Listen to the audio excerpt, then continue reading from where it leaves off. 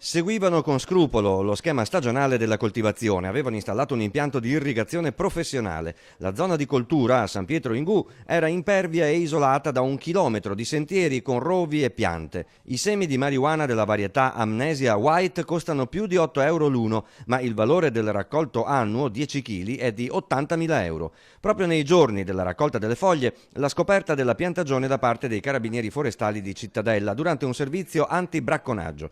150 piante pronte e prodotto, a detta dei carabinieri, di altissima qualità.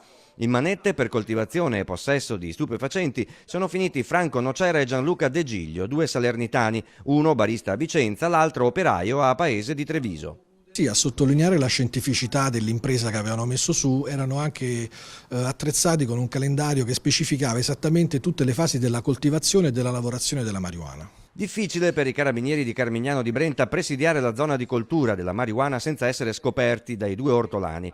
I militari hanno perciò impiegato un drone per fotografare l'appezzamento di terreno e alcune telecamere che notte e giorno hanno immortalato i 2 all'opera.